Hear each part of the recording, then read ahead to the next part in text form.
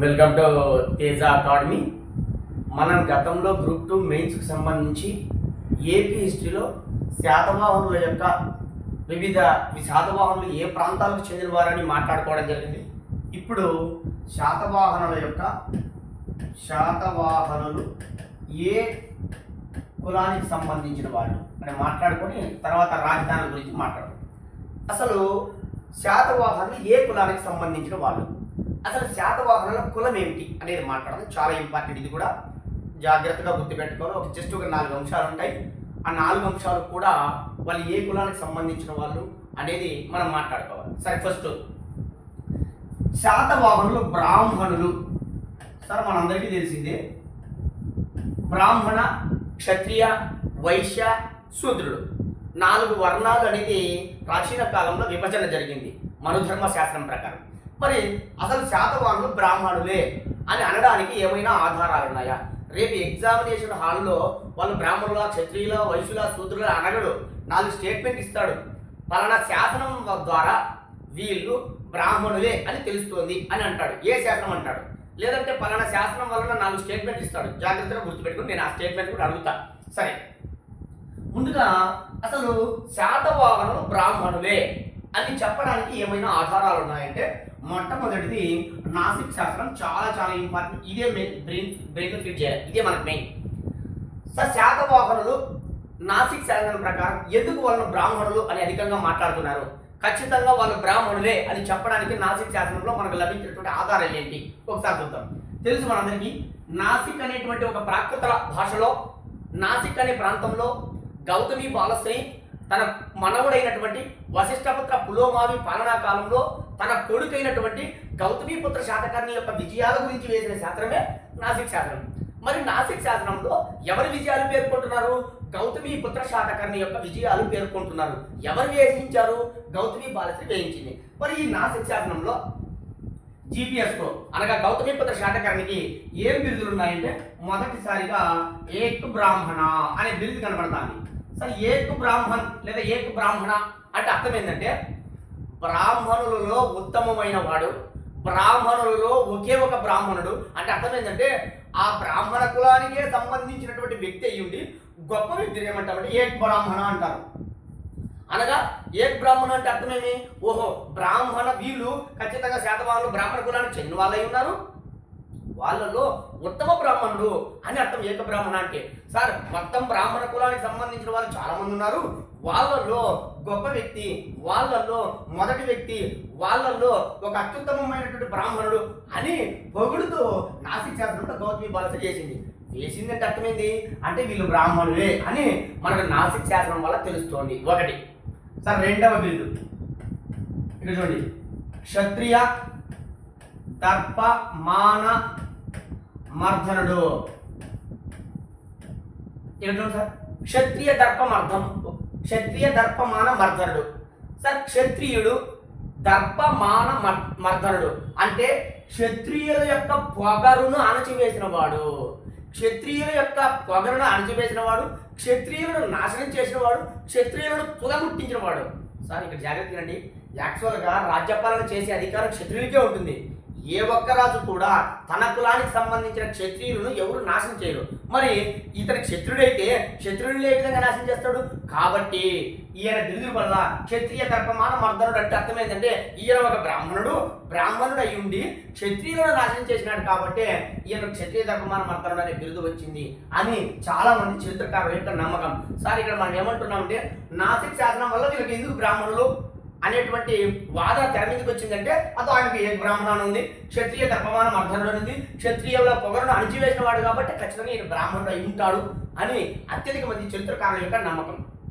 సరే, ఇక్కడ చూడండి, ద్విజ వర కులవర్ధనుడు. సరే, ఇక్కడ చూడండి, ద్విజవర కులవర్ధనుడు. ఇదే నాసిక్ శాసనంలో ద్విజులు అంటే ఎవరంటే రెండవసారి జన్మ ఎత్తిన వాళ్ళు.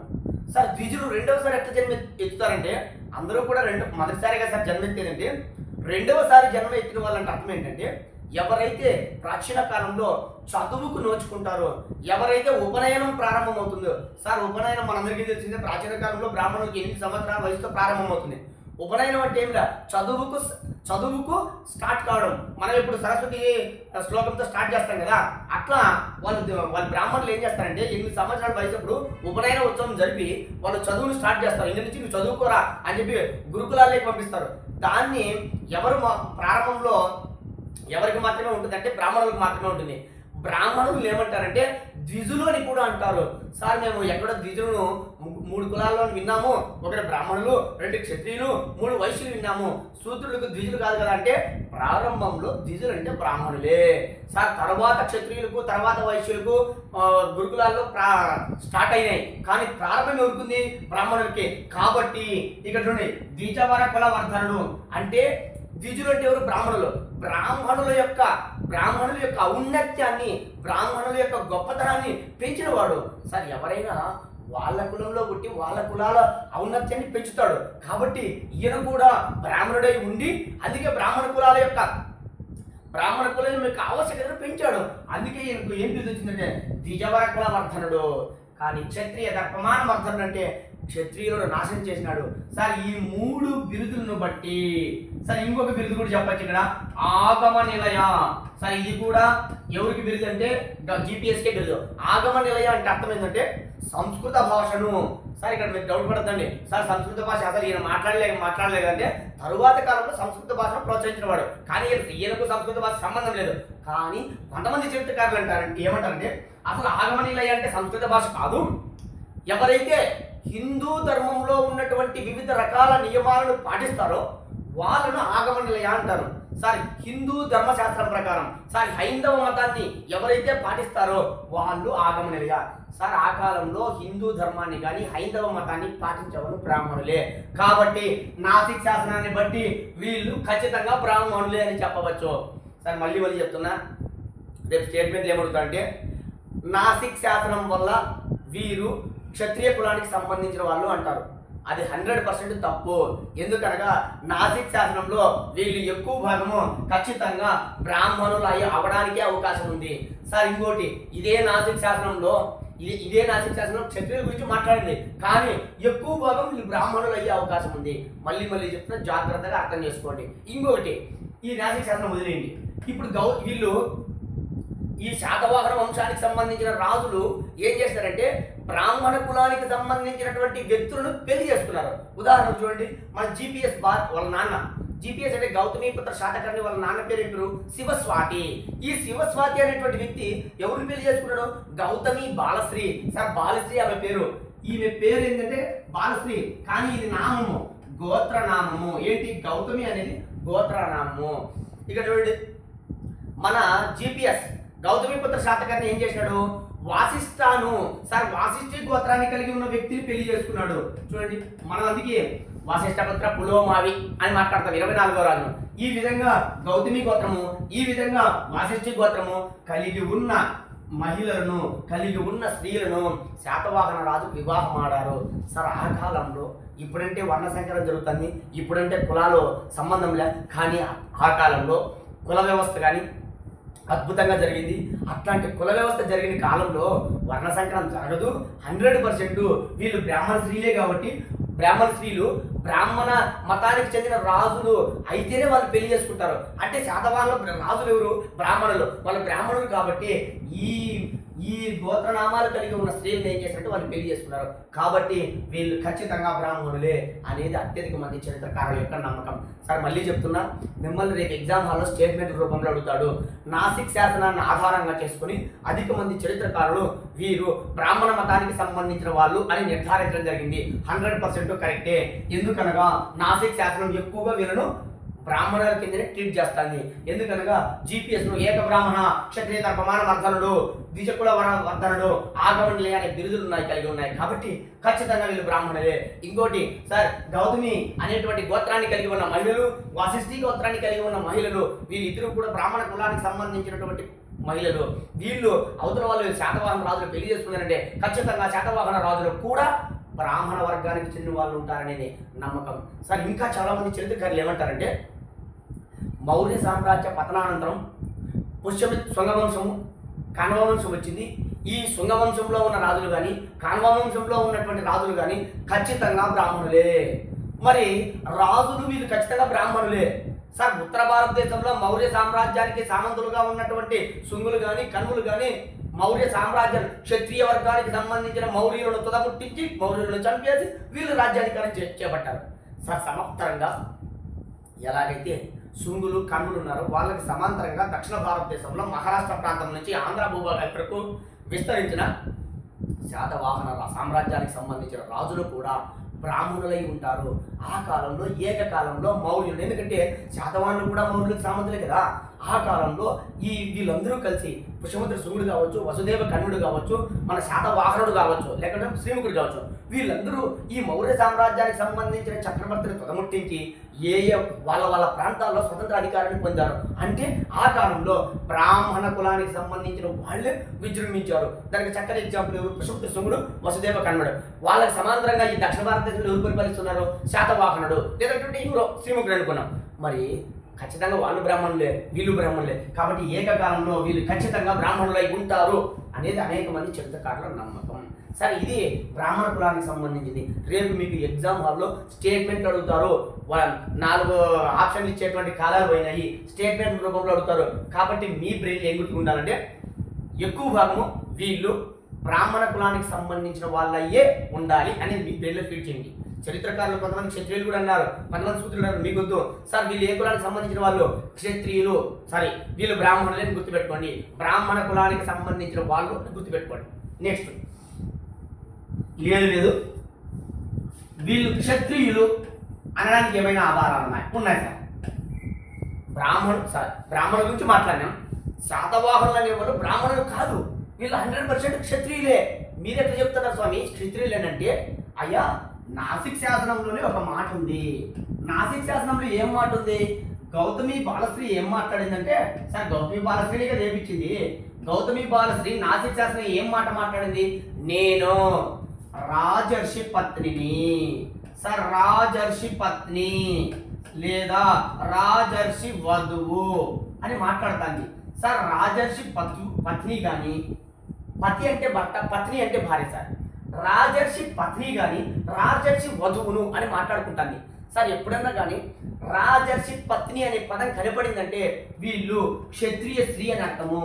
మా భర్త అయినటువంటి శివస్వాతి ఒక క్షత్రియ వర్ణానికి చెందినటువంటి రాజు అని స్పష్టంగా చెప్పలా.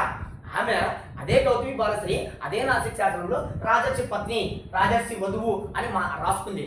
అంటే నేను ఒక క్షత్రియ వర్ణానికి చెందిన స్త్రీ, ఎక్కడైనా రాజర్షి పత్ని అనే పదం కనబడితే ఖచ్చితంగా అది క్షత్రియ వర్ణానికి సంబంధించిన స్త్రీనే మనం ట్రీట్ చేయాలని కొంతమంది చరిత్రకారుల యొక్క అభిప్రాయము. ఇంకొకటి మనకి కానీ నాసిక్ శాసనంలో ఆయన స్పష్టంగా నేను క్షత్రియ వర్ణానికి చెందినటువంటి రాజు యొక్క భార్యను స్పష్టంగా రాయలేదు సార్. ఆమె బిరుదుంది, ఆమెకు కూడా బిరుదింది గౌతమి బాలశ్రీకి రాజర్షి పత్ని. సార్ రాజర్షి పత్ని అంటే అర్థం ఏంటంటే రాజు యొక్క భార్య, క్షత్రియ వర్గానికి చెందిన రాజు యొక్క భార్యను అని స్పష్టంగా రాసింటే మనం కూడా వీళ్ళు క్షత్రియులే అని చరిత్రకారులతో పాటు మనం నమ్మేవారు. కానీ చరిత్రకారులు కానీ ఎవరు నమ్మలేదు. ఈ పదానికి అర్థమని కొంతమంది చరిత్రకారులు ఏమన్నారంటే, అయ్యా వీళ్ళు క్షత్రియ వర్గానికి చెందిన వాళ్ళని ఉండవచ్చు. ఎందుకనగా నాసిక్ శాసనంలో గౌతమి బాలశ్రీ స్పష్టంగా రాజర్షి పత్ని లేదా రాజర్షి వధువు అని రాసుకుంది. ఈ విధంగా రాసుకోవాలంటే ఖచ్చితంగా వాళ్ళు క్షత్రియులై ఉంటారు అని కొంతమంది చరిత్రకారులు నమ్మకం. గుర్తుపెట్టుకోండి సార్. ఇంకోటి, వీళ్ళు ఎప్పుడూ కూడా సార్ ఈ రాజులు అశ్వమేధ యాగము, సార్ మీకు అశ్వమేధ యాగము రాజసూయ యాగం అనేది మళ్ళీ మాట్లాడతా. ఈ అశ్వమేధ యాగము రాజసూయ యాగాలు చేశారు. సార్ ఏమిలే అశ్వమేధ యాగం అంటే ఏమిలే, గుర్రాన్ని ఏం చేస్తారంటే గుర్రం మెడలో ఒక బోర్డు కడతారు. ఈ గుర్రం మెడలో బోర్డు కడితే, అశ్వం అంటే గుర్రమే కదా, గుర్రం మెడలో బోర్డు కొట్టి వాడి ఆ గుర్రం ఎక్కడ దాకా వెళ్తే ఆ భూభాగం అంతా వీరి రాజ్యానికి సంబంధించింది. సార్ ఒకవేళ ఈ గుర్రాన్ని ఎవరైనా బంధించారనుకోండి, ఈ రాజు ఏం చేస్తాడంటే వదిలిన రాజు పోయి ఆ గుర్రాన్ని బంధించిన రాజును తన్ని ఆ గుర్రంతో పాటు రాజ్యాన్ని కూడా లాక్కుంటాడు. కొంతమంది ఏం చేస్తారంటే ఆ రాజు బలవంతుడైతే ఒరే ఆ యాగాశ్వాన్ని బంధించేది వద్దు, అది ఎక్కడైనా పోని ఆ ప్రాంతంలో పోని ఆ ప్రాంతంలో పోతే ఆ ప్రాంతం అంతా మనకి ఇచ్చేద్దామని అనుకుంటారు, ఎందుకంటే రాజు బలవంతుడైతే. ఈ విధంగా దాన్ని అశ్వమేధ యాగం అంటారు. సార్ రాజసూయ యాగం అంటే రాజ్యం సుభిక్షంగా ఉండాలని చెప్పి రాజులు నిర్వహించే యాగాదులను ఏమంటారంటే రాజసూయ యాగం అంటారు. ఈ అశ్వమేధ యాగాలు రాజసూయ యాగాలు ఎవరు చేస్తారంటే బ్రాహ్మణులు చేయరు, కేవలం క్షత్రియులు మాత్రమే చేస్తారు. సార్ బాగా జాగ్రత్తగా వినండి. మరి క్షత్రియులు మాత్రమే రాజసూయ యాగం అశ్వమేధ యాగం చేస్తారు. మరి ఈ యాగాలు శాతవాహన రాజులు చేశారు కాబట్టి వీళ్ళు ఖచ్చితంగా క్షత్రులు అయి ఉంటారు. సార్ శాతవాహన రాజ్యంలో మొదటి శాతకర్ణి మొట్టమొదటిసారిగా అశ్వమేధ యాగం చేశాడు. అందుకే వీరి గుర్రము పోయి కలింగ కారగరుడి దగ్గరికి పోయింది. కలింగ కారగరుడు సార్ మనకు చెప్తున్నాం చేది వంశము హతిగుంప శాసనం గుంటుపల్లి శాసనం హతిగుంప శాసనాన్ని మాట్లాడుకున్నాం. వాడి రాజ్యంలో పోతే వాడేం చేసినాడు, ఒరే ఆ గుర్రాన్ని బంధించడు అన్నాడు. బంధిస్తే వీడేం చేశాడు, ఒరే మా గుర్రాన్ని బంధించాడు అని చెప్పి మొదటి శాతకర్ణి వాడి మీదకి దండయాత్రకు వెళ్తే వాడు ఓడించడం జరిగిందని మనం హతిగుంప శాసనంలో మాట్లాడుకుంటూ వాడిని తరుముకుంటూ వాడి రాజ్యంలోకి, అనగా ఏ రాజ్యము, మొదటి శాతకర్ణి రాజ్యం. అందుకే మన పట్టిప్రోలు పితుట నగరం అంటాం సార్, మూషిక నగరం అని కూడా అంటారు. గాడులతో దున్నించడం కూడా మాట్లాడుకున్నాం గతంలో. అది మళ్ళీ మనం వాళ్ళిద్దరి మధ్య వచ్చినప్పుడు మాట్లాడుకున్నాం. ఇక్కడ ఈ విధంగా శాతవాహన సామ్రాజ్యంలో మొదటిసారిగా అశ్వమేధ యాగం రాజసూయ యాగం చేసిన వ్యక్తి ఎవరంటే మొదటి శాతకర్ణి. తర్వాత గౌతమిపుత్ర శాతకర్ణి కూడా చేసినాడు. కాబట్టి ఈ యాగాలు చేసినారంటే ఏ కులానికి సంబంధించిన వాళ్ళు క్షత్రియులై ఉంటారనేది చరిత్రకారుల యొక్క నమ్మకం సార్. కానీ దీనికి ఆధారాలు చాలా తక్కువగా ఉన్నాయని గుర్తుపెట్టుకోండి. క్షత్రులు అవ్వడానికి ఆధారాలు తక్కువ. రేపు ఎగ్జామ్ హాల్లో అడుగుతారు సార్, శాతవాహనంలో బ్రాహ్మణులు అవ్వడానికే అధిక అవకాశం ఎక్కువగా ఉంది. Correct statement. శాతవాహనులు క్షత్రియులు అవ్వడానికి తక్కువ అవకాశం ఉంది. Correct statement sir. జాగ్రత్త వినండి. బ్రాహ్మణులు అవ్వడానికి ఎక్కువ అవకాశాలు ఉన్నాయి. ఎందుకంటే బ్రాహ్మణుల గురించే ఎక్కువగా సమాచారం ఉంది. క్షత్రియులు ఏమంటున్నారు, మనం మాట్లాడుతున్నాం, చరిత్రకారులు అంటున్నారు, ఒరే ఆమెకు బిల్లు రాజర్షి పత్ని ఉంది, వీళ్ళు యాగాలు చేసినారంటే ఖచ్చితంగా క్షత్రులై ఉంటారు అని చరిత్రకారులు నమ్మకం. సరే, ఇది కొంచెం గుర్తుపెట్టుకోండి. నెక్స్ట్ ఇంకా ఉన్నారు శాతవాహనులు. లేదు వైశ్యులు ఎప్పుడు కూడా రాజ్యాధికారం చేపట్టారు సార్. వైశ్యులు ఎప్పుడూ కూడా రాజ్య అధికారాన్ని చేపట్టరు కాబట్టి వదిలేయండి. ఇక లాస్ట్ దేవుడు శూద్రులు. లేదు, శాతవాహనులు అనేవాళ్ళు బ్రాహ్మణులు కాదు, శాతవాహనులు అనేవాళ్ళు క్షత్రియులు కాదు. ఖచ్చితంగా వీళ్ళు శూద్రవర్ణానికి సంబంధించిన వాళ్ళే. సార్ ఎట్లా చెప్తారు మీరు శూద్రవర్ణానికి చెందిన వాళ్ళని కొంతమంది చరిత్రకారులు అడిగితే ఏమంటే అసలు పురాణాలు ఏం మాట్లాడాయి స్పష్టంగా చెప్తున్నారు సార్. రేపు ఈ స్టేట్మెంట్ అడుగుతాడు. పురాణాల ప్రకారం శాతవాహనులు బ్రాహ్మణ వర్గానికి చెందిన వాళ్ళు అని తెలుస్తోంది అంటాడు స్టేట్మెంట్. తప్పు సార్ అది. పురాణాల్లో మీకు పురాణం గుర్తుకొచ్చిందా? వెరీ ఇంపార్టెంట్ పురాణం సార్, భాగవత పురాణం. బాగా బ్రెయిన్లో ఫీడ్ చేయాలి సార్. భాగవత పురాణం ప్రకారం అసలు శ్రీముఖుడిని సార్, భాగవత పురాణంలో శ్రీముఖుడిని ఏం మాట్లాడింది గుర్తుకొచ్చిందా? జాగ్రత్తగా చూసుకోవాలా. భాగవత పురాణం ప్రకారం శ్రీముఖుడిని వృషలుడుగా పేర్కొంది. వృషలుడు. ఈ పదాలన్నీ కొన్ని వందల సార్లు కాంపిటీషన్ ఎగ్జామ్స్ లో అడిగారు. ఎందుకంటే రేపు మీకు మొదటి చాప్టర్ నుంచి 15 మార్కులు వస్తే అందులో 8 నుంచి 10 మార్కులు ఓన్లీ శాతవాహన సామ్రాజ్యము పూర్వం గురించి అడుగుతాడు. కాబట్టి చాలా ఇంపార్టెంట్. సరే, భాగవత పురాణంలో అసలు శ్రీముఖుడిని ఏం వర్ణించిందంట? వృషలుడు. సార్ వృషలుడు అంటే అర్థం ఎవరంటే కులం తక్కువైన వాడు. సార్ ఆ కాలంలో కులం తక్కువైంది. ఆ కాలంలో 4 కులాలే ఉన్నాయి: బ్రాహ్మణ కులము, క్షత్రియ కులము, వైశ్యుల కులము, శూద్ర కులము. మళ్ళీ తర్వాత కాలంలో శూద్రులు రకరకాల కులాలు వచ్చాయి. సార్ ఇక్కడ చూడండి, ఆ కాలంలో వృషలుడు అంటే ఎవరు? తక్కువ కులానికి చెందిన వాళ్ళు, దిగువ కులానికి చెందిన వాళ్ళు. అంటే భాగవత పురాణంలో స్పష్టంగా శ్రీముఖుడిని వృషలుడుగా పేర్కొంది. మరి శాతవాహన రాజ్య స్థాపకుడైన శ్రీముఖుడు వృషలుడు అంటే వీళ్ళు ఖచ్చితంగా శూద్రుడే అని మనకు పురాణాల ద్వారా తెలియజేస్తుంది. సార్ 1-2 సార్లు జాగ్రత్తగా స్టేట్మెంట్ చాలా ఇంపార్టెంట్. మళ్ళీ చెప్తున్నా, పురాణాల ప్రకారం వీళ్ళు శూద్రులు అని తెలుస్తుంది. మీరు రాసుకోండి, పురాణాలు శూద్రులు అని గుర్తుపెట్టుకోవాలా, తప్పదు. సార్ నాసిక్ శాసనం బ్రాహ్మణులు అని గుర్తుపెట్టుకోవాలా. పురాణాల ప్రకారం వీళ్ళు శూద్రులని తెలుస్తుంది. ఎలాగా? భాగవత పురాణంలో స్పష్టంగా శ్రీముఖుడి గురించి వృషలుడు అని పేర్కొంటున్నారు. సరే, ఇంకొక మాట ఇక్కడ జాగ్రత్త వినండి. వీళ్ళు మరాఠాలతో ప్లస్ శకులతో వైవాహిక సంబంధాలు కొనసాగించారు. సార్ ఏంటి సార్ మరాఠాలు శకులు ఎవరు? వాళ్ళు ఏమన్నా బ్రాహ్మణులా? వాళ్ళు వేరే వర్గానికి సంబంధించి. సార్ వీళ్ళైతే మన ఇండియాకే, అంటే మన ఇండియన్సే. వీళ్ళైతే అసలు మన ఇండియన్సే కాదు శకులు. మరి ఇక్కడ చూద్దాం, వీళ్ళు బ్రాహ్మణ కులానికి సంబంధించిన వాళ్ళు కాదు. ఇక్కడ చూద్దాం, మరాఠాలతో ఎవరు పెళ్లి చేసుకున్నారు సార్ అంటే మొదటిసారిగా శాతవాహన సామ్రాజ్యంలో సార్ శ్రీముఖుడు ఉన్నాడు కదా, ఈ శ్రీముఖుడి కుమారుడు ఎవరంటే మొదటి శాతకర్ణి. ఈ శ్రీముఖుడు మొదటి శాతకర్ణి కుమారుడైన మొదటి శాతకర్ణి ఏం చేశాడంటే శ్రీముఖుడి పాలనా కాలంలోనే వాళ్ళ కుమారుడైనటువంటి మొదటి శాతకర్ణి ఏం చేశాడంటే మరాఠా ప్రాంతానికి సంబంధించినటువంటి మహారథిత్రాన కైరో యొక్క కుమార్తె అయిన నాగనికను వివాహం చేసుకున్నాడు. సార్ నాగనిక అనేది ఆమె మరాఠా సామ్రాజ్యానికి సంబంధించినటువంటి మహిళ. సార్ ఇక్కడ చూడండి, శకులతో వివాహాలు ఎవరు చేసుకున్నారంటే మనందరికీ తెలుసు, గౌతమీపుత్ర శాతకర్ణికి ఇద్దరు కొడుకులు ఉన్నారు. వాళ్ళలో ఒకరి పేరు వశిష్ఠపుత్ర పులోమావి, రెండో పేరు వశిష్ఠపుత్ర శాతకర్ణి. సార్ బట్టి పట్టదని అక్కడ మాట్లాడదాం. వీళ్ళని శివశ్రీ శాతకర్ణి అంటారు. ఈ శివశ్రీ శాతకర్ణి అనేవాడు రుద్రదమని యొక్క కుమార్తె రుద్రదమనికను పెళ్లి చేసుకున్నారు. అంటే వీళ్ళిద్దరూ కూడా బ్రాహ్మణులు కాదు, క్షత్రియులు కాదు, వైశ్యులు కాదు. మరి ఇట్లాంటి వాళ్ళతో వైవాహిక సంబంధాలు చేసుకున్నారంటే వీళ్ళు ఖచ్చితంగా తక్కువ కులానికి చెందిన వాళ్ళు ఉంటారు, వీళ్ళు ఖచ్చితంగా హీన కులానికి సంబంధించిన వాళ్ళు, వీళ్ళు ఖచ్చితంగా శూద్రులే ఉంటారు. కాబట్టి వీళ్ళు శూద్ర కులానికి సంబంధించిన శాతవాహనులు వీళ్ళిద్దరితో వైవాహిక సంబంధాలు కొనసాగించారు.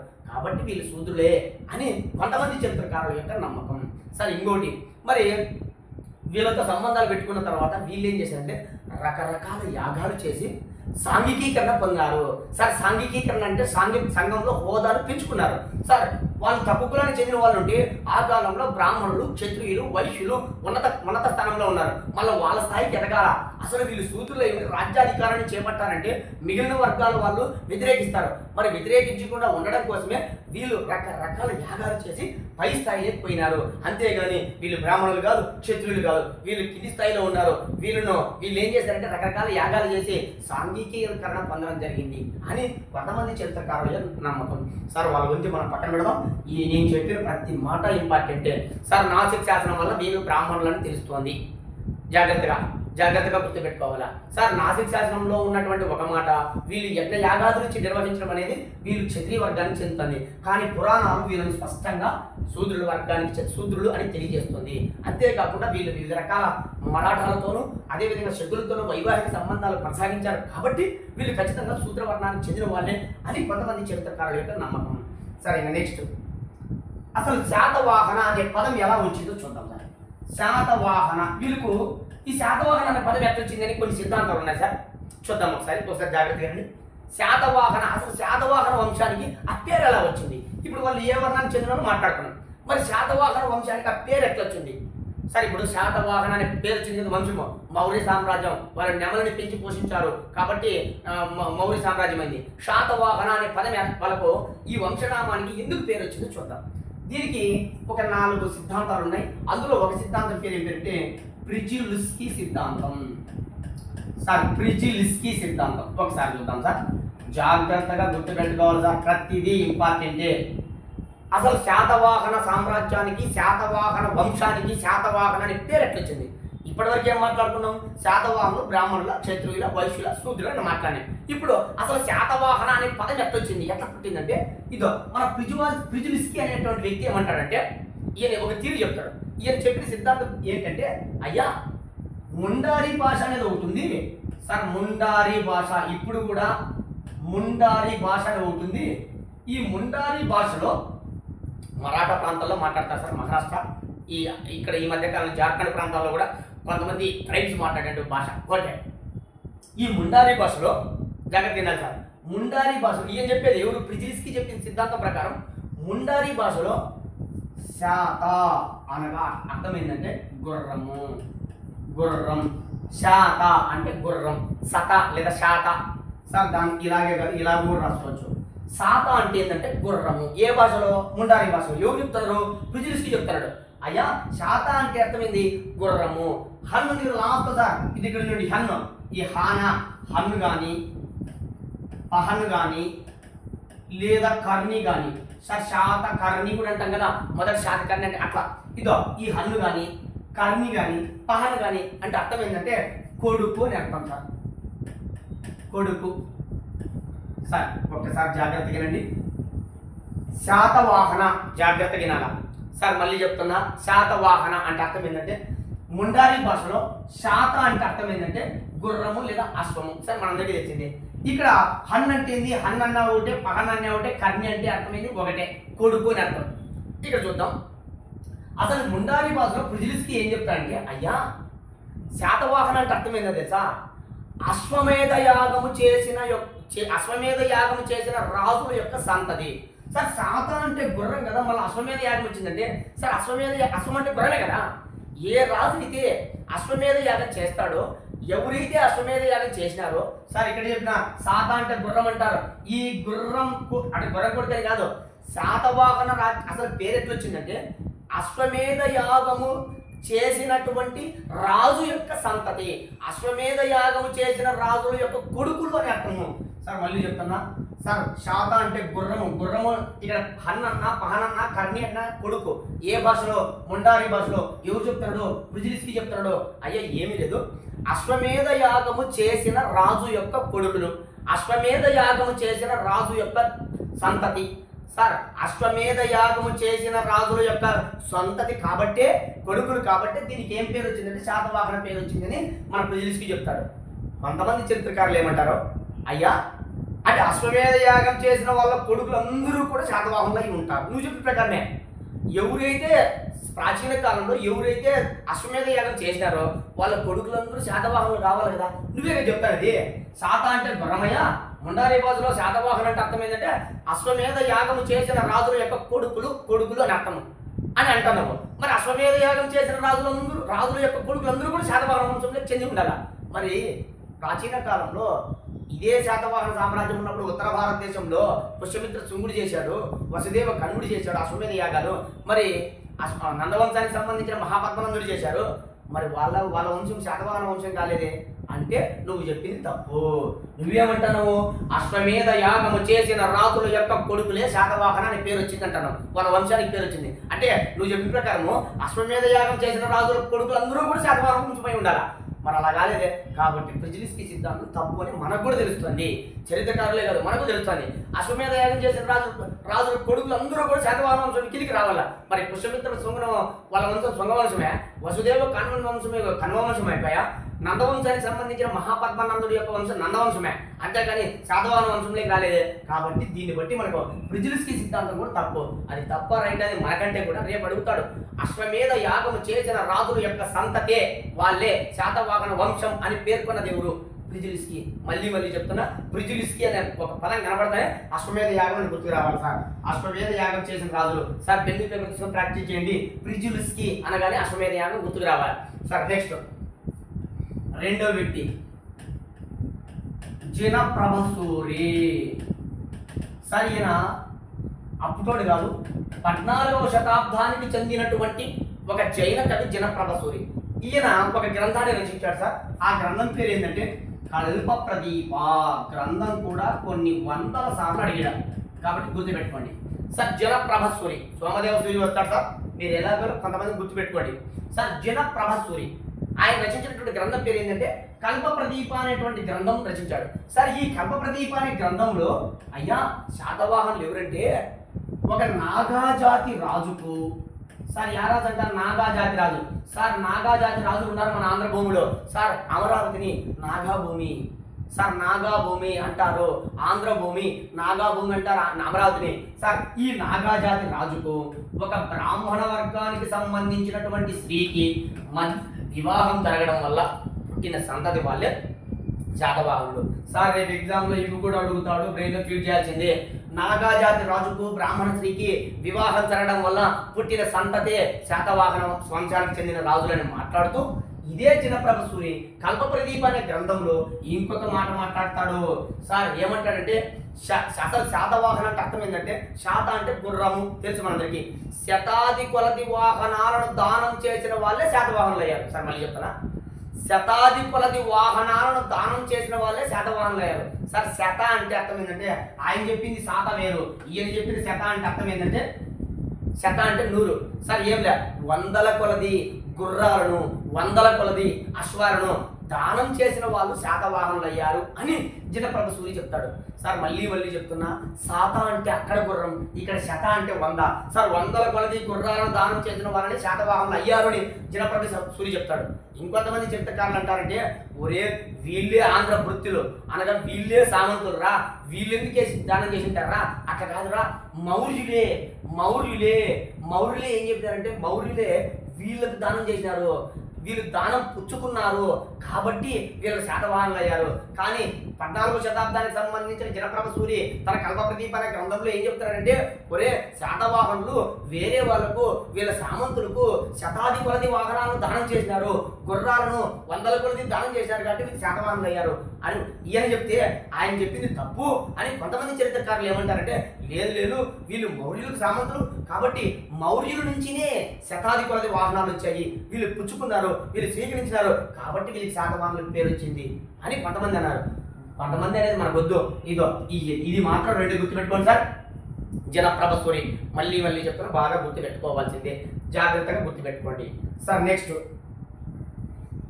మూడో వ్యక్తి సోమదేవ సూరి సార్. సోమదేవ సూరి మనందరికీ తెలిసిందే. సంస్కృత భాషలో కథా సరిచ్ఛాగరం అనేటువంటి గ్రంథాన్ని రచించాడు. సోమదేవ సూరి రచించినటువంటి కథా సరిచ్ఛాగరం వల్ల ఒక శాతవాహన సామ్రాజ్యానికి చెందిన యువరాజు ఆచార్య నాగార్జునుని చంపేశాడు అని కూడా మాట్లాడుకున్నాం గతంలో. సరే, సోమదేవ సూరి కథా సరిచ్ఛాగరంలో ఒక కథ చెప్పినాడు సార్. కథ ఉంది. ఆ కథ పేరు ఏం పేరంటే దీపకర్ణి కథ. సార్ రేపు ఎగ్జామ్ హాల్లో అడుగుతాడు, సోమదేవ సూరి కథా సరిచ్ఛాగరం గ్రంథంలో సునేశపుని కథ ఉంది అంటాడు. సార్ సునేశపుని కథ ఎక్కడుంది చెప్పండి? ఐతరేయ బ్రాహ్మణంలో ఉంది. ప్రారంభంలో చెప్పిన శాతవాహనుల గురించి పేర్కొన్న మొట్టమొదటి గ్రంథము ఐతరేయ బ్రాహ్మణంలో ఉంది. సార్ జాగ్రత్తగా గుర్తుపెట్టుకోండి. ఋగ్వేదంలో ఒక భాగమే బ్రాహ్మణాలు, అందులో ఐతరేయ బ్రాహ్మణం మొదటిసారిగా శాతవాహనాలకు సంబంధించినటువంటి అనగా ఆంధ్ర ప్రాంత భూభాగాన్ని గురించి వర్ణించడం జరిగింది. సరే, సోమదేవ సూరి అనేటువంటి వ్యక్తి సంస్కృత భాషలో కథా సరిచ్ఛాగరం అనే గ్రంథం రాశాడు. ఆ కథా సరిచ్ఛాగరం అనే గ్రంథంలో ఏం కథ ఉందంట? దీపకర్ణి కథ. సరే ఏంటి సార్ దీపకర్ణి కథ అంటే? చూడండి సార్, దీపకర్ణి అనేటువంటి ఒక రాజు ఉన్నాడు. వాడు ఒక రోజు వేటకు పోయినాడంట. ఆ కథది వేటకు పోతే ఒక సింహం కనపడింది. ఆ సింహం పైన ఒక బాలుడు కూర్చొని అడవిలో పోతూ ఉన్నాడు. సార్ సింహము మీద బాలుడు కూర్చున్నాడు, పోతూ ఉన్నాడు. ఈ దీపకర్ణి అనేటువంటి రాజు చూసినాడు. చూసి విల్లు తీసుకొని తన విల్లు ద్వారా బాణాన్ని వదిలినాడు. వదిలితే ఆ సింహము చనిపోయింది. చనిపోయిన సింహము నుంచి ఒక వ్యక్తి బయటకు వచ్చాడు. సార్ పాతకాలంలో చూస్తాంటాం మనం, మొసళ్ళని చంపితే ఒక మనిషి రావడము, ఒక బండను టచ్ చేస్తే ఒక మనిషి రావడం, అలాగా సింహాన్ని చంపగానే సింహం నుంచి ఒక మానవుడు బయటకు వచ్చాడు. వాని పేరు ఏం పేరంటే సాతుడు. సార్ వాడు సాతుడు, వాని పేరు ఏం పేరు? సాతుడు. అయ్యా లేచి వెంటనే, అయ్యా నా పేరు సాతుడు, నేను ఒక యక్ష జాతికి చెందిన వ్యక్తిని. ఒక యక్ష జాతి, సార్ జాగ్రత్తగా గుర్తుపెట్టుకోండి, నేను ఒక యక్ష జాతికి చెందిన వ్యక్తిని, ఒక యక్ష జాతికి చెందినటువంటి వ్యక్తిని. అయ్యా నా పేరు సాతుడు అంటారు, నేను ఒక యక్ష జాతికి చెందిన వ్యక్తిని. కొంచెం శాపం వల్ల నేను ఈ విధంగా సింహంగా మారిపోయినాను. మీరు దీపకర్ణి రాజైన మీరు బాణం వేసి నా శాప విమోచనం కలిగించారు. నేను మళ్ళీ మానవ రూపంలోకి ధరించినాను, నాకు చాలా సంతోషం అవుతుంది అని మాట్లాడడం జరిగింది. సార్ ఈ కథ అంతా ఏంది? దీపకర్ణి కథ. చూద్దాం. ఇక్కడ మనకు శాతవాహనులు ఏం మాట్లాడినారు సార్? శాతవాహనుల గురించి ఏం మాట్లాడారంటే వస్తాడు. ఇక చూడండి, దీపకర్ణి కథలో దీపకర్ణి అనే రాజు ఉన్నాడు. వాడు వేటకు పోయినాడు. ఆ సింహం పైన ఒక బాలుడు కూర్చున్నాడు. ఆ సింహాన్ని చంపినాడు. చంపితే ఒక సాతుడు అనేవాడు ఆ సింహం నుంచి వచ్చినాడు. ఆ సింహం అంటే సింహమే సాతుడుగా మారిపోయినాడు. ఆ సాతుడు అంటే ఒక యక్షజాతికి చెందిన రాజు. అరే ఎవరు నువ్వు అంటే, నేను ఒక సాతుడిని, నా పేరు, నేను ఒక యక్షజాతికి చెందినటువంటి వ్యక్తిని, నాకు శాపం వల్ల ఈ విధంగా మారిపోయినాను అని చెప్పడం జరిగింది. మీరు బాణం వదిలి చాలా చాలా మంచి పని చేశారు, నేను శాపం నుంచి విముక్తి పొందినాను అని మాట్లాడడం జరిగింది. మరి ఆ బాలుడు ఉన్నాడు చూడు సార్, ఆ బాలుడే ఎవరో కాదు, శాతవాహనుడు. Sir very very important. ఆ పిల్లోడు ఉన్నాడు చూడు, వాడే శాతవాహనుడు. ఆ బాలుడిని మన దీపకర్ణి అనే రాజు తెచ్చుకొని పెంచి పెద్ద చేసి ఒక ప్రాంతానికి రాజులు చేసినాడు అని ఎవరు చెప్తున్నాడు? సోమదేవ సూరి చెప్తున్నాడు. ఏ గ్రంథంలో? కథా సరిచ్ఛాగరంలో. సార్ మరి ఆ బాలుడు ఎట్లా పుట్టినాడు? అసలు ఎవరు ఆ బాలుడు అంటే, ఇదే కథా సరిచ్ఛాగరం అనే గ్రంథంలో ఆ బాలుడు ఎవరో కాదయ్యా, ఆ బాలుడు ఎవరో కాదు, ఒక క్షత్రియ వర్గానికి సంబంధించినటువంటి రాజుకు ఒక బ్రాహ్మణ స్త్రీకి మధ్య జన్మించిన వ్యక్తి. ఒక బ్రాహ్మణ వర్గానికి సంబంధించిన స్త్రీకి ఒక క్షత్రియ రాజుకు, ఆ రాజు ఎవరు, ఆ బ్రాహ్మణ స్త్రీ ఎవరు మాట్లాడాల? శాతవాహనుడి యొక్క, సార్ శాతవాహనుడు అంటే శాతవాహన సామ్రాజ్యం మూల పురుషుడు. శాతవాహనుడి యొక్క తండ్రి ఎవరు, తల్లి ఎవరు మాట్లాడాల? వీడు మొత్తానికి మాత్రం ఒక క్షత్రియ రాజుకు ఒక బ్రాహ్మణ స్త్రీకి మధ్య పుట్టినవాడు అని కథా సత్యాగ్రహ గ్రంథంలో చెప్తాంది. ఆ బాలుడిలో మాట్లాడుకున్నాం, ఆ దీపకాన్ని కథ ఏంటో మాట్లాడుకున్నాం. 1-2 సార్లు జాగ్రత్తగా గుర్తుపెట్టుకోండి సార్, చాలా చాలా ఇంపార్టెంట్. లాస్ట్ది అంటే 4వది ఏం మాట్లాడుతున్నా చూద్దాం సార్. ఏమి లేదు, ఆ గ్రంథం పేరు చెప్తేనే అది గుర్తుకు రావాలా, గుర్తుకు వస్తేనే ఖచ్చితంగా చాలా చాలా ఇంపార్టెంట్. ఎందుకంటే ఇట్లాంటి ప్రశ్నలు అడుగుతాడు సార్. నెక్స్ట్ అభిధాన చింతామణి, ఈ గ్రంథం లాస్ట్ గ్రంథం పేరు అభిధాన చింతామణి సార్. అభిధాన చింతామణి అనే గ్రంథాన్ని ఎవరు రచించారంటే హేమచంద్రుడు సార్. ప్రతి పదము ఇంపార్టెంటే, ఎందుకంటే రేపు ఎగ్జామ్ హాల్లో సార్ ఇంత డెప్త్ అంటే ప్రశ్నలు ఆ విధంగా వస్తున్నాయి, మనం కూడా ఆ విధంగా మోల్డ్ కాల్సిందే సార్. హేమచంద్రుడు అనే వ్యక్తి ఏం చేశాడంటే అభిధాన చింతామణి అనే గ్రంథాన్ని రచించాడు సార్. సార్ దాన గుర్తుపెట్టుకోండి, చూద్దాం సార్ ఏందో. అభిధాన చింతామణి అనేటువంటి గ్రంథం ఉంది. ఈ అభిధాన చింతామణి అనేటువంటి గ్రంథాన్ని ఎవరు రచించారు? హేమచంద్రుడు. ఈ అభిధాన చింతామణి అనే గ్రంథంలో హేమచంద్రుడు ఏమంటాడంటే, ఒరే బాబు, శాతవాహన అనేటువంటి తెలుగు భాష పదం ఇది. శాతవాహన అనే పదము ఒక సంస్కృత భాష నుంచి పుట్టుకొచ్చింది. ఆ దాని పేరు ఏం పేరు? శాలివాహన సార్. శాలివాహన అనేటువంటి సంస్కృత భాషా పదం నుంచి పుట్టుకొచ్చింది. శాతవాహన అనే తెలుగు భాషా పదం. రేపు మిమ్మల్ని ఎగ్జామ్ హాల్లో అడుగుతాడు, శాతవాహన అనే పదం శాలివాహన అనే పదం నుంచి పుట్టుకొచ్చింది అని ఈ క్రింది ఎవరు చెప్పారు? సార్ హేమచంద్రుడు చెప్పాడు. ఏ గ్రంథంలో చెప్పాడు? అభిధాన చింతామణి సార్. ఇదే అభిధాన చింతామణి అనేటువంటి గ్రంథంలో శాతవాహన అంటే అర్థం ఏంది చెప్పినాడు ఎవరు? హేమచంద్రుడు. ఏం చెప్పాడంటే సుఖప్రదమైన వాహనం కలిగి ఉన్నవాడు సార్. సుఖప్రదమైన వాహనం కలవాడు. ఇవన్నీ కూడా బ్రెయిన్లో ఫీల్ చేయాల్సిందే సార్. సార్ శాతవాహన అంటే హేమచంద్రుడి ప్రకారం, హేమచంద్రుడు రచించిన అభిధాన చింతామణి అనేటువంటి గ్రంథం ప్రకారం సార్ సుఖప్రదమైన, అసలు శాతవాహనం అంటే అర్థం ఏంది? సుఖప్రదమైన వాహనం కలవాడు. శతాది కొలది దానం చేసిన వాడు ఎవరంటే శతాది కొలది వాహనాలు దానం చేసిన వాళ్ళే శాతవాహనులు అయ్యారంటే జనప్రభ సూర్య గుర్తుకు రావాలా సార్. ఇక్కడ హేమచంద్రుడు ఏమంటాడు? సుఖప్రదమైన వాహనం కలిగి ఉన్నవాడు సార్. సుఖప్రదమైన వాహనం అంటే ఆ కాలంలో వాహనం ఉన్నదే ఒకటి, గుర్రమే. ఈ కాలంలో అయితే బండి, బైక్లు అన్ని ఏంటి వస్తాయి, కానీ ఆ కాలంలో సుఖప్రదమైన వాహనం ఏంది? గుర్రము. గుర్రాలు కలిగి ఉన్న వాళ్ళే దాని అర్థమడ. ఇక్కడ చూడండి, సుఖప్రదమైన వాహనం కలిగి ఉన్న వాళ్ళు శాతవాహనులు. శాతవాహన అనే భాషా పదము శాలివాహన అనే పదం నుంచి పుట్టుకొచ్చింది. ఇవన్నీ ఏ గ్రంథంలో ఉంది? అభిధాన చింతామణి అనే గ్రంథంలో ఉంది. అభిధాన చింతామణి అనే గ్రంథాన్ని ఎవరు రచించారు? హేమచంద్రుడు. ఈ 4 సిద్ధాంతాలు గుర్తుపెట్టుకోండి సార్. శాతవాహనులు అసలు ఎట్లా పుట్టినారు, వాళ్ళు వేటికి సంబంధించిన వాళ్ళు అని 1-2 సార్లు బాగా గుర్తుపెట్టుకోండి. సరే, నెక్స్ట్ లాస్ట్ టాపిక్ అంటే శాతవాహనం గురించి అయిపోతుంది, తర్వాత రాజకీయ చరిత్రకు మాట్లాడదాం. సరే, వీళ్ళ రాజధానులు ఏంటి సార్? 4 రాజధానులు చెప్పారు. 4 రాజధానులు గుర్తుపెట్టుకున్నాం సార్. ఇది సింపులే. శాతవాహనం గురించి 4 రాజధానులు ఉన్నాయి. 4 రాజధానులు గుర్తుపెట్టుకున్నాం సార్. ఫస్ట్ రాజధాని కోటిలింగాల సార్. మీరేం చేస్తారంటే రాజధాని పేరు ఎవరు చెప్తారు అంటే ఇంతకుమించి ఏం తెచ్చుకోద్దండి సార్.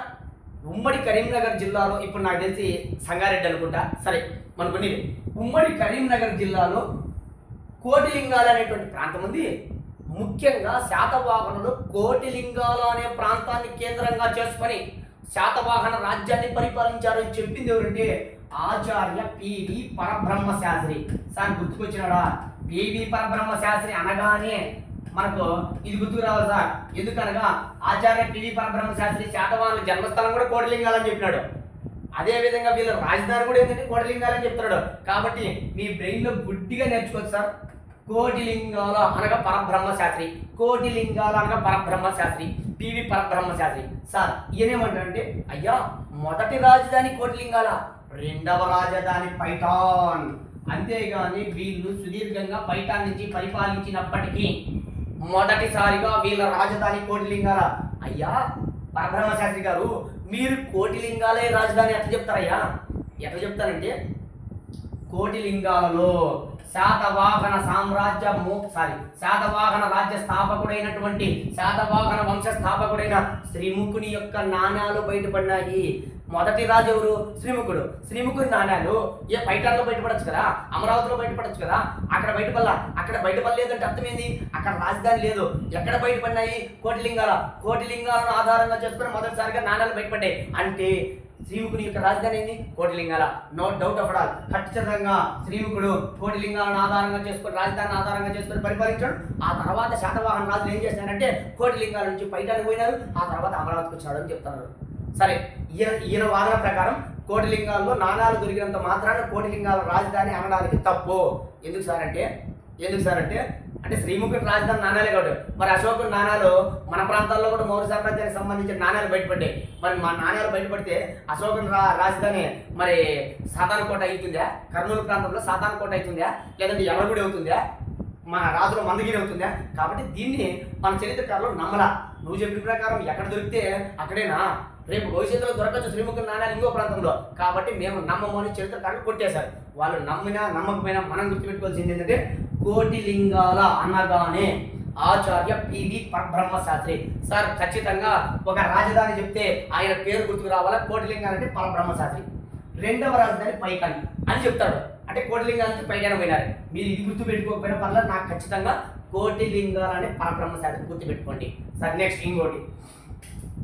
లేదు, వీళ్ళ రాజధాని కోటిలింగాల కాదు, వీళ్ళ రాజధాని ఖచ్చితంగా పైఠానే. సార్ వీళ్ళ రాజధాని పైఠాన్. సార్ ఖచ్చితంగా ప్రారంభంలో శాతవాహనులు సుదీర్ఘంగా 24వ రాజు వరకు మనం మాట్లాడుకున్నాం సార్. 24వ రాజు వరకు సుదీర్ఘంగా పైఠాన్ లేదా ప్రతిష్టానపురం. సార్ దీన్నే పైఠాన్ అంటారు, దీన్నే ప్రతిష్టానపురం అంటారు. గోదావరి నది ఒడ్డున ఉంది. సార్ ప్రాచీన కాలంలో మూలకుడు అనేటువంటి రాజు మూలక వంశాన్ని స్థాపించి మూలక వంశానికి కూడా రాజధాని అయింది పైఠాన్. మరి పైఠాన్ రాజధాని అని చెప్పిన వాళ్ళు ఎవరంటే వివి మిరాసి. సార్ నిన్న వీడియోలో చెప్పుకున్నాము, మిరాసి అనేటువంటి వ్యక్తి శాతవాహనులు విదర్భ ప్రాంతానికి చెందిన వాళ్ళని చెప్తారు. సార్ వివి మిరాసి. హెచ్సి రాయి చౌదరి. సార్ గుర్తుకున్నాడా రాయి చౌదరి? అయ్యా శరివనిజ జాతకంలో తేలివాహన నది గురించి మాట్లాడారు. తేలివాహన నది అంటే ఏందో కదరా బాబు, కృష్ణా నది. దాని మీద ఆంధ్రనగరం అనే ప్రస్తావన ఉంది. ఆంధ్రనగరం అంటే ఏందో కదరా, విజయవాడ అని చెప్పింది మన హెచ్సి రాయ్ చౌదరి. కానీ ఈయనేమంటారంటే శాతవాహనుల యొక్క తొలి రాజధాని పైఠానే, 100% పైఠానే అని మాట్లాడడం జరిగింది. దాని తర్వాత ఇక మూడవ వ్యక్తి పిటి శ్రీనివాస అయ్యంగార్.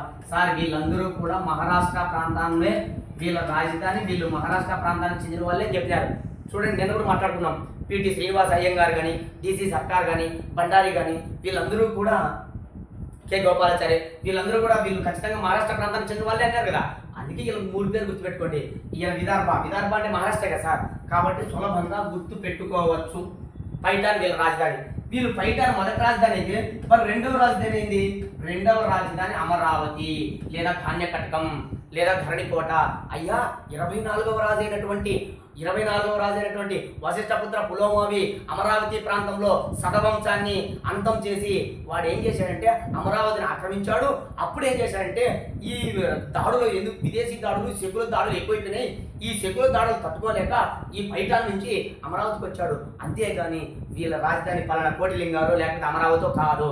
ఖచ్చితంగా పైఠాన్ కేంద్రాన్ని ఆధారంగా చేసుకుని ఎక్కువ కాలం పరిపాలించారని స్పష్టంగా చెప్పడం జరిగింది. సార్ మళ్ళీ చెప్తున్నా, ఒక రాజధాని పేరు చెప్తే ఒక వ్యక్తి పేరు రావాలి. రేపు ఎగ్జామ్ హాల్లో ఇలాంటి ప్రశ్నలే పడతాయి. బాగా నేర్చుకోండి, అధ్యయనం చేసినట్టు చదవండి, ఈజీగా సక్సెస్ అవుతారు. సార్ పైఠాన్ అనగానే మిరాసి, హెచ్సి రాయ్ చౌదరి, పిటి శ్రీనివాస అయ్యంగార్ గుర్తుకు రావాలా? సార్ లేదు, వీళ్ళ రాజధాని ఏంటంటే అమరావతి. తప్పు, మీరు చెప్పింది పైఠాన్ కాదు. అయ్యా పరబ్రహ్మశాస్త్రి నువ్వు చెప్పినట్టు కోటిలింగాలు కాదు. వీళ్ళ రాజధాని ఖచ్చితంగా అమరావతి లేదా ధాన్యకటకమే.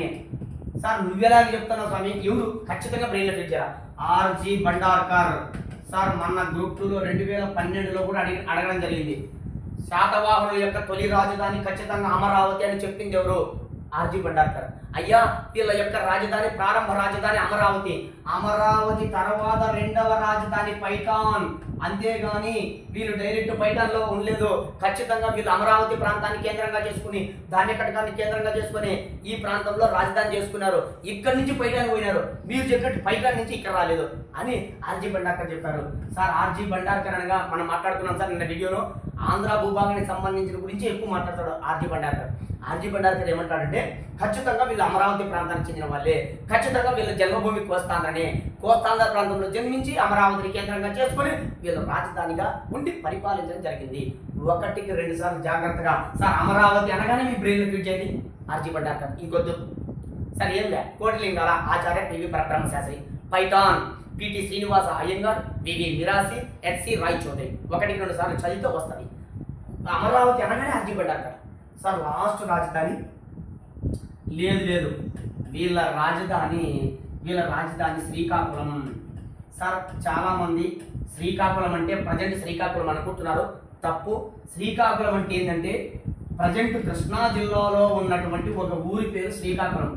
సార్ ప్రాచీన కాలంలో కానీ మధ్యయుగ భారతదేశంలో కానీ శ్రీకాకుళం అనేటువంటి ఊరిలో ఒక హిందూ మతానికి సంబంధించిన గుడి ఉంది సార్. ఆ గుడి పేరు ఏంటి అంటే శ్రీకాకుళాంధ్ర మహావిష్ణువు. సార్ మహావిష్ణువుకు ఉన్నటువంటి గుడే శ్రీకాకుళం అనే ఊరు. సార్ శ్రీకాకుళం అంటే ప్రజెంట్ రాష్ట్ర జిల్లా కాదు, కృష్ణా జిల్లాలో ఉన్న ఒక ఊరి పేరు శ్రీకాకుళం అనేటువంటి ఊరు. దీంట్లో మహావిష్ణువు యొక్క గుడి ఉంది. సార్ మన విజయనగర సామ్రాజ్యంలో 1509 నుంచి 1529 మధ్య కాలంలో విజయనగర కేంద్రాన్ని ఆధారంగా చేసుకుని రాజ్య పాలన సాగించినటువంటి శ్రీకృష్ణదేవరాయలు ఒడిస్సా మీదకి గజపతుల మీదకి దండయాత్ర సాగిస్తాడు సార్.